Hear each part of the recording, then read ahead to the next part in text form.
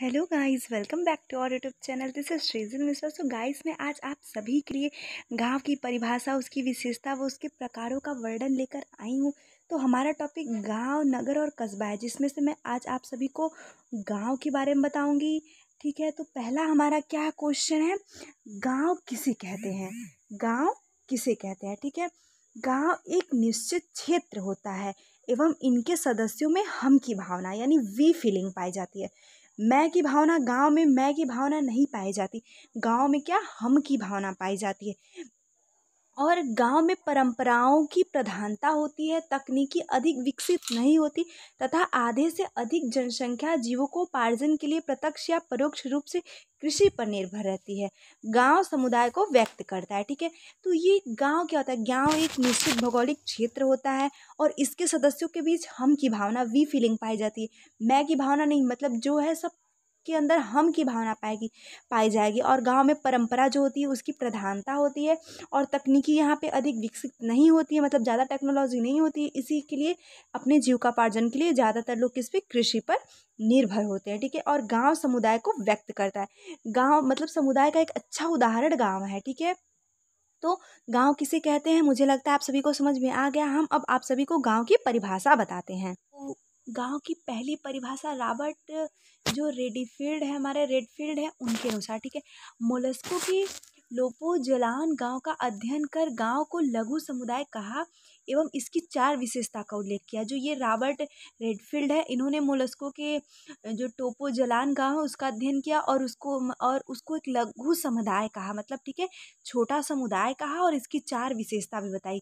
पहली क्या थी? विशिष्टता। ठीक है, और दूसरी लघुता, फिर है समरूपता, और चौथी हमारी क्या रहती है? आत्मनिर्भरता। डिस्टिंक्टिवनेस, स्मॉलनेस और होमोग्रेनिटी। एंड हमारा लास्ट क्या था?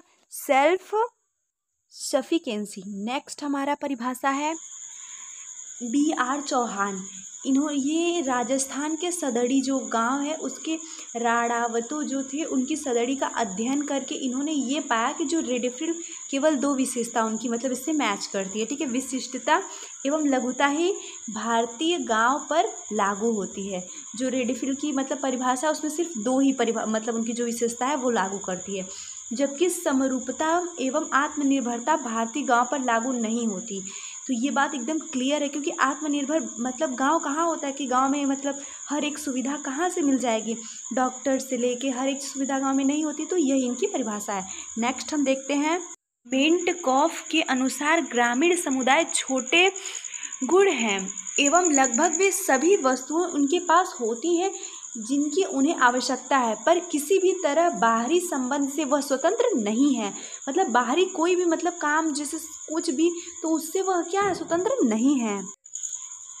मेटकिन मैर्टिन ने किसानगढ़ी गांव का, D.N. मजूमदार ने मुहाना गांव का तथा C.S.C. दुबे ने समरीपेट गांव का अध्ययन कर पाया कि वहां भी आत्मनिर्भरता नहीं पाई जाती। वास्तव में भारतीय गांव कम से कम धार्मिक, कर्मकांडी, विवाह आदि के आधार पर तो अन्य गांवों से जुड़े रहते हैं, क्योंकि पुरोहित, नाई, कल्हार आदि जातियां कर्मकांडी महत्व रखती हैं एवं ये सभी गांव में नहीं पाई जाती। इसलिए भारतीय गांव में आत्मनिर्भरता का अभाव पाया जाता है। सो गाइस, यहाँ पे हमारी परिभाषा खत्म हुई। अब हम गांव की विशेषता बताएंगे।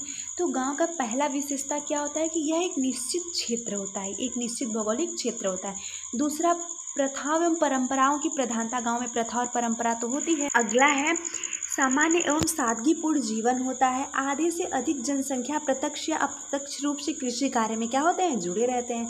इनमें संयुक्त परिवार, ज्वाइंट फैमिली ज़्यादातर देखने को मिलती है।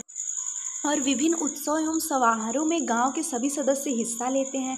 विभिन्न जातियों के बीच संबंध में जजमानी व्यवस्था महत्वपूर्ण भूमिका अदा करती है और धन की अपेक्षा सामाजिक परिस्थिति अधिक महत्व देती है।